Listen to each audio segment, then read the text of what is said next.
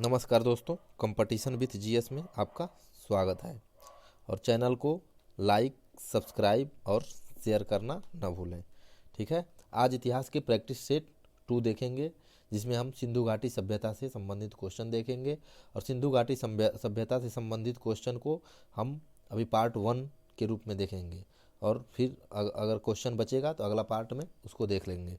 ठीक है, तो आइए थोड़ा सा एक कोटेशन से शुरू करते हैं। कोटेशन है कि कोशिश करना न छोड़ें, गुच्छे की आखिरी चाबी भी ताला खोल सकती है।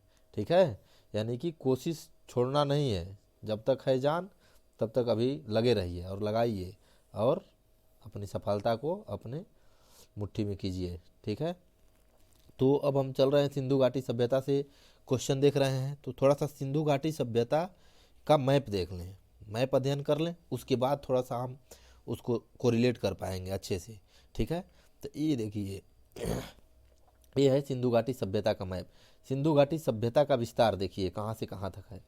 ठीक है, ये दिख रहा है सिंधु घाटी सभ्यता। यहाँ ये गुजरात से लेकर, ये गुजरात, ये महाराष्ट्र का भी क्षेत्र है, यहाँ से लेकर और ये पूरा सिंधु घाटी सभ्यता का विकास, इसको अगर देखा जाए तो ये सिंधु घाटी सभ्यता का विकास है। ठीक है, ठीक। और अब सिंधु घाटी सभ्यता से संबंधित हम क्वेश्चन भी देखेंगे। सिंधु घाटी सभ्यता से उसी समय रिलेटेड कुछ सभ्यताएं थी, जो कि ये मेसोपोटामिया की सभ्यता थी। ये मेसोपोटामिया की सभ्यता है। ये देखिए सीरिया है, ये इराक है, ईरान है। ठीक है, ये जो ये है ना, ये है पर्सियन गल्फ है।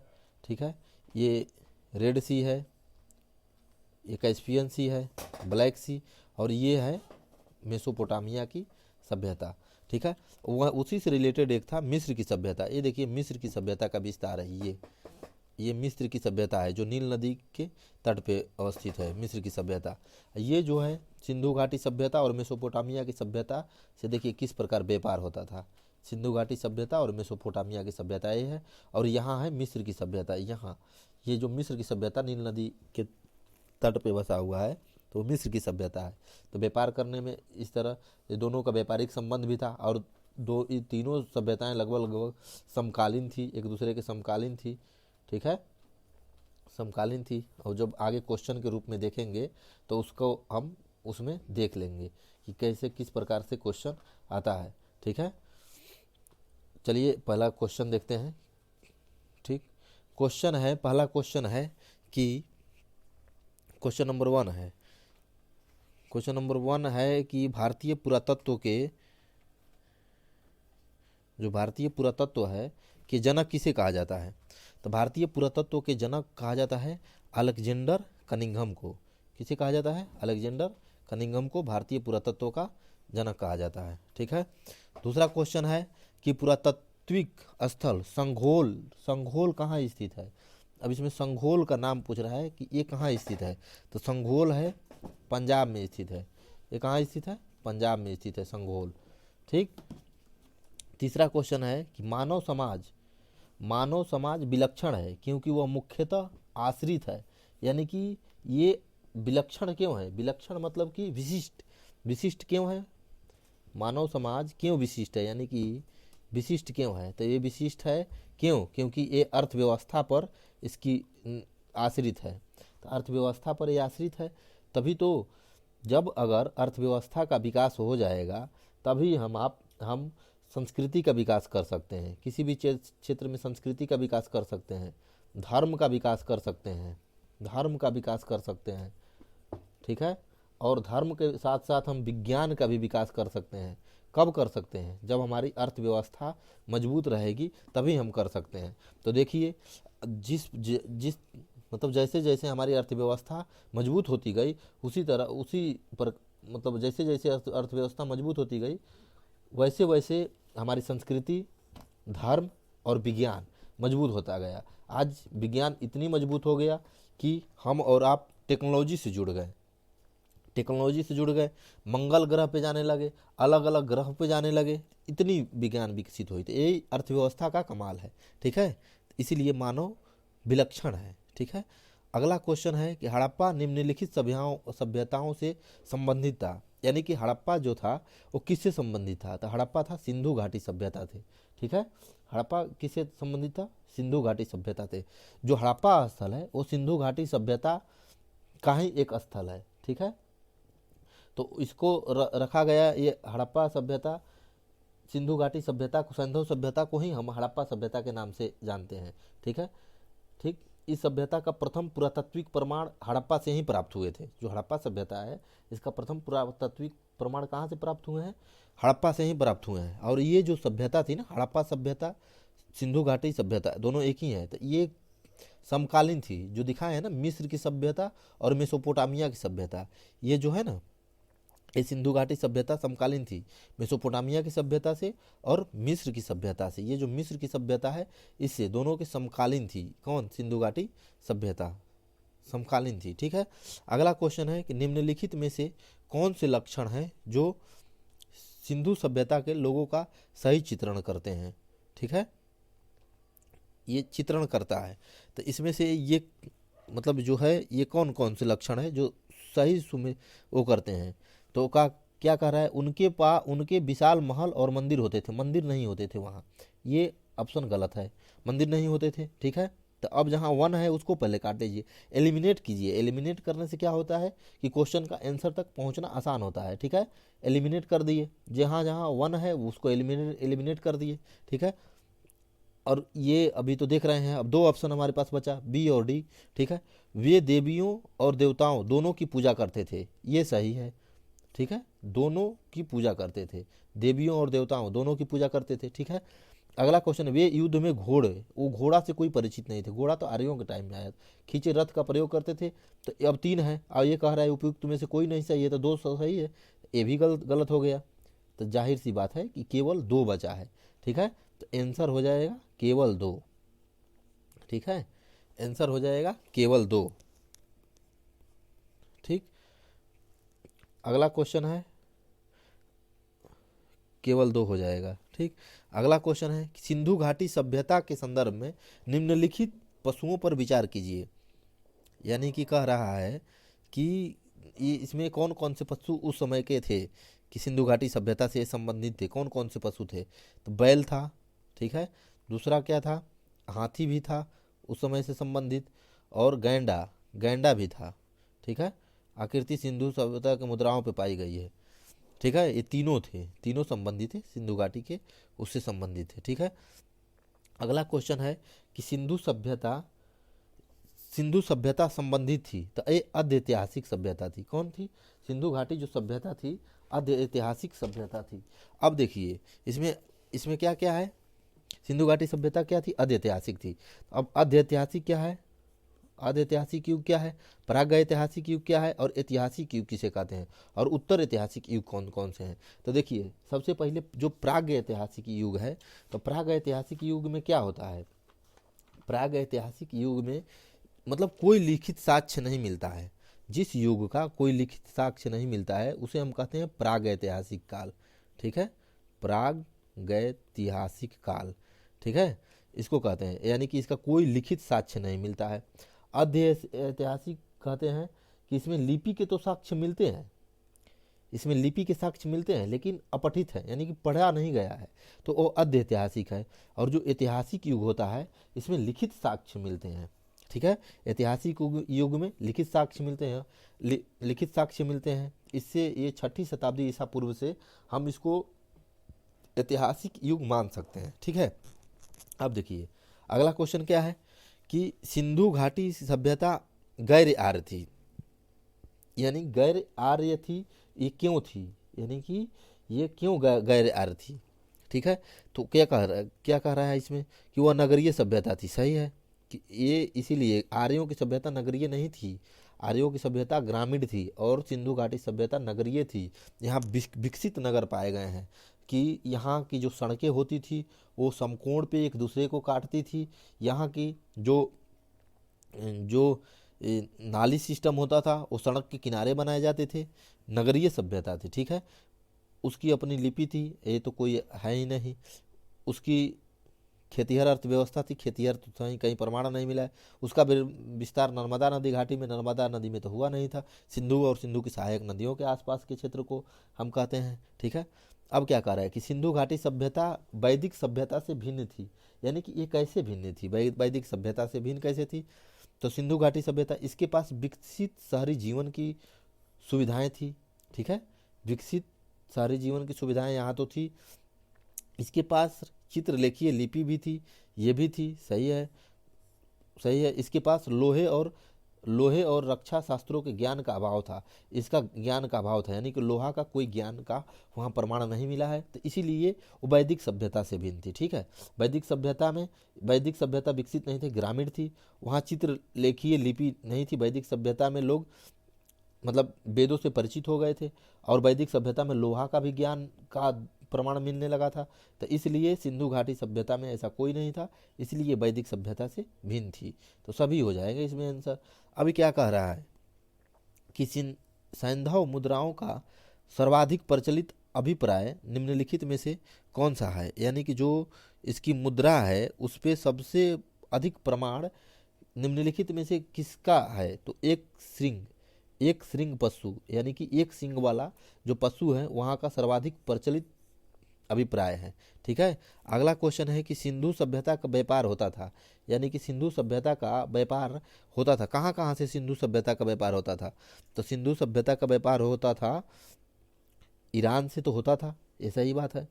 ठीक है, अफगानिस्तान से भी होता था, सही है, और राजस्थान से होता था। यानी रोम का कोई प्रमाण नहीं मिला है, रोम का कोई प्रमाण नहीं मिला है। तो ईरान, अफगानिस्तान और राजस्थान से इसका क्या होता था? व्यापार होता था। ठीक है, अगला क्वेश्चन है कि सिंधु सभ्यता को हड़प्पा सभ्यता क्यों कहा जाता है? यानी कि इसको हड़प्पा सभ्यता क्यों कहा जाता है? तो सबसे पहले खुदाई हड़प्पा नामक स्थान से हुई, इसलिए इसको हम हड़प्पा सभ्यता के नाम से जानते हैं। ठीक है, हड़प्पा सबसे पहले सिंधु घाटी सभ्यता में हड़प्पा नामक स्थल की खुदाई हुई, इसलिए इसको हम हड़प्पा सभ्यता के भी नाम से जानते हैं। ठीक है, अब ये कह रहा है कि हड़प्पा संस्कृति की जानकारी का प्रमुख स्रोत क्या है? ठीक है, अब इसमें सबसे प्रमुख स्रोत क्या है कि हड़प्पा संस्कृति की जो जानकारी मिलती है उसका स्रोत क्या है? तो पुरातात्विक खुदाई है। ठीक है, अभी इसकी लिपि की तो कोई ज्ञान ही नहीं है, तो जब ज्ञान ही नहीं है तो उसको तो प्रमाण नहीं माना जा सकता है ना। और सबसे अधिक हम जब मतलब ये किए, इसकी पुरातात्विक खुदाई किए, तो वहाँ से अधिक प्रमाण मिले। ठीक है, जैसे कि वहाँ स्नानागार था, अन्नागार था अन्न रखने का, फिर जो आंगन था, घर जो उसके थे पके ईंट के बने होते थे, सड़क समकोण पे काटती थी, तो ये सब प्रमाण हमको कहाँ से मिले हैं? खुदाई से मिले हैं, कोई लिखित तो प्रमाण था ही नहीं। ठीक है, अगला क्वेश्चन क्या कह रहा है कि निम्नलिखित में से कौन सा सिंधु घाटी की सभ्यता पर प्रकाश डालता है? यानी कि सिंधु घाटी सभ्यता पे कौन सा प्रकाश डालता है, कि कौन प्रमाण डालता है कि ये मतलब सभ्यता थी? तो पुरातात्विक खुदाई ही थी जो कि हमको सिंधु घाटी सभ्यता पे प्रमाण डालता है। अगला क्वेश्चन है कि सिंधु घाटी के निवासियों की सभ्यता को जानने का मूल स्रोत है, वहाँ पाई क्या जाती है? मूल स्रोत है मोहरें। जो मोहर मिली है, मोहर वो वहाँ की मूल स्रोत है निवासियों की सभ्यताओं के जानने के लिए। ठीक है, ठीक है, वहाँ से जो खुदाई जब हो रहे थे तो लगभग 3,000 से अधिक मोहरें प्राप्त हुई। ठीक है, और उसके बारे में जानकारी हुई। मोहरों पर अंकित चित्रों के माध्यम से सिंधु सभ्यता के लोगों के अलग अलग क्रियाकलापों के बारे में और विश्वास के बारे में हमको जानकारी मिलती है। ठीक है, अगला क्वेश्चन क्या कह रहा है कि सिंधु घाटी सभ्यता का तिथि क्रम, जो सिंधु घाटी सभ्यता का तिथि क्रम किससे निर्धारित होती है? यानी कि इसका जो तिथि है वो किससे निर्धारित होती है? तो ये सुमेरियन सभ्यता से के अवशेषों के आधार पे, वहाँ तो कोई प्रमाण सुमेरियन का अभी नहीं मिला है।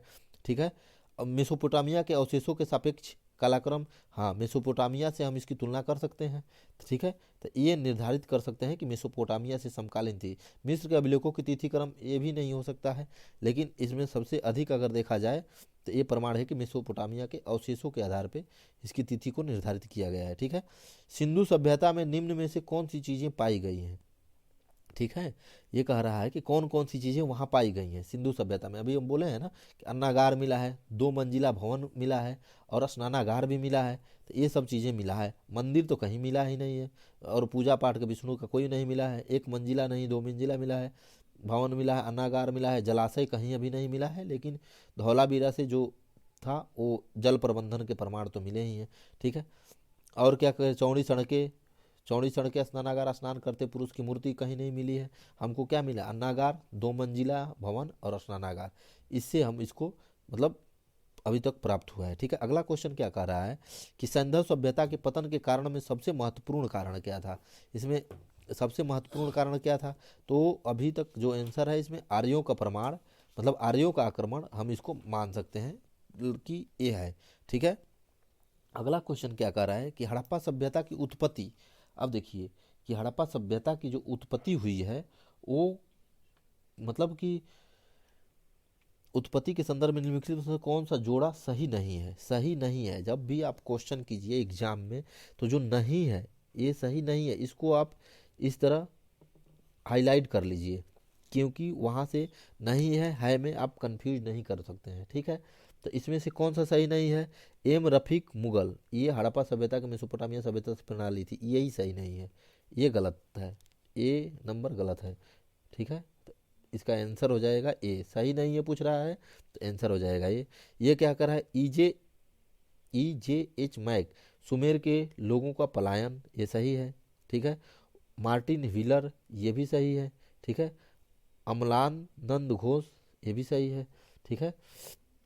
और इसका हड़प्पा सभ्यता ने मेसोपोटामिया की सभ्यता से प्रणाली, इस एक मतलब किसका मानना था, तो ये मानना था JH मैक का, यानी कि JH मैक, जो मैक थे ना उनका मानना था ये। JH मैक, पेन सही नहीं चल रहा, JH मैक। ठीक, JH मैक थे। ठीक है। अब ये अगला क्वेश्चन क्या कह रहा है कि भारत में, यानी भारत में चांदी की उपलब्धता के प्राचीनतम साक्ष्य कहाँ से मिले हैं हमको। चांदी की उपलब्धता की, तो हड़प्पा संस्कृति से मिले हैं। चांदी की उपलब्धता की प्राचीनतम साक्ष्य कहाँ से मिले हैं, हड़प्पा से मिले हैं। यानी कि जो हड़प्पा के लोग थे उनको चांदी के बारे में जानकारी तो थी।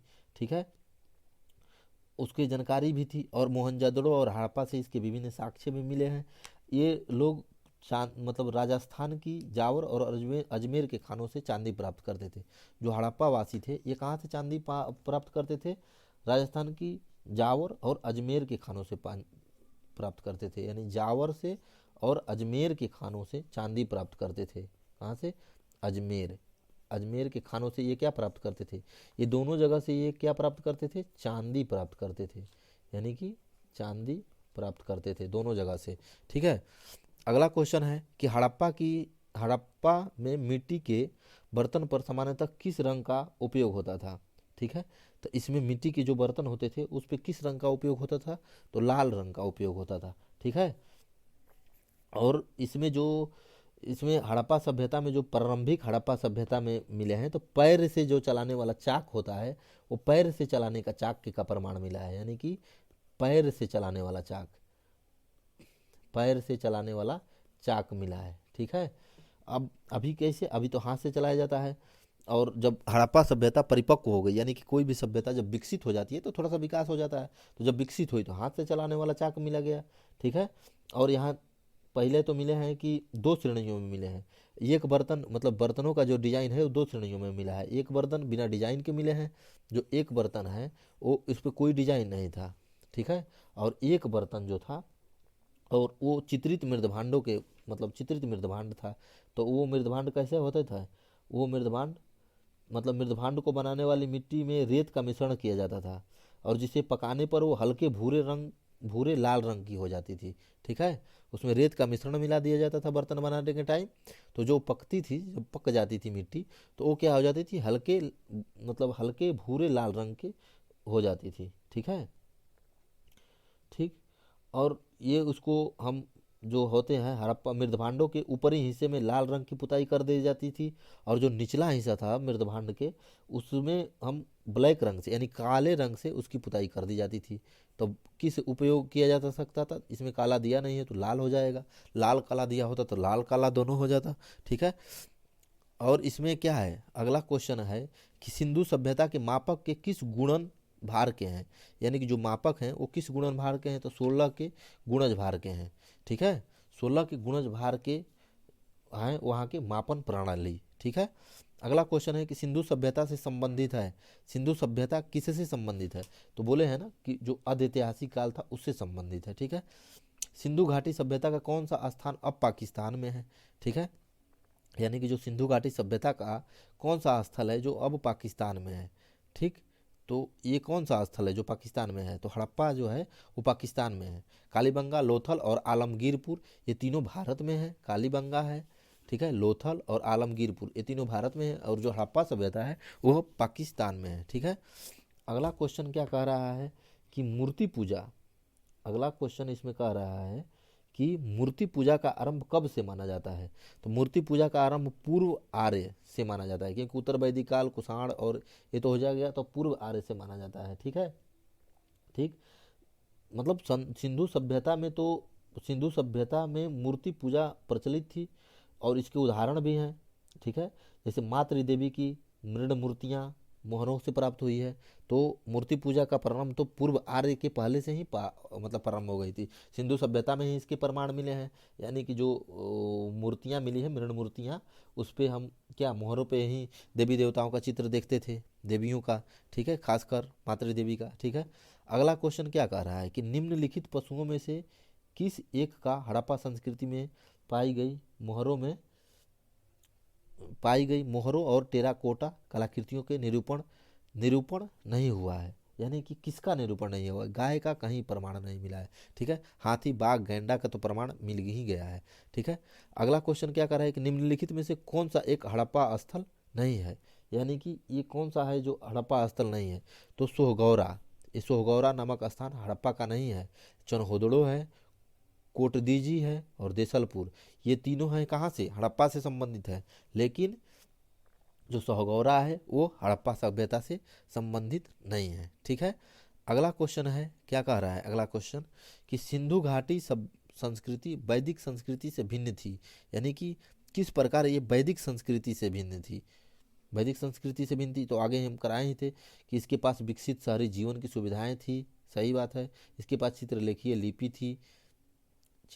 लिपि थी, हाँ लिपि भी थी, और इसके पास लोहे और अच्छा के ज्ञान के अभाव था, यानी कि इसका ज्ञान नहीं था, तो इस तरह ये भिन्न थी। ठीक है। अगला क्वेश्चन क्या कह रहा है कि सिंधु सभ्यता के बारे में निम्नलिखित में से कौन सा कथन असत्य है, यानी कि इसमें से कौन सा सही नहीं है।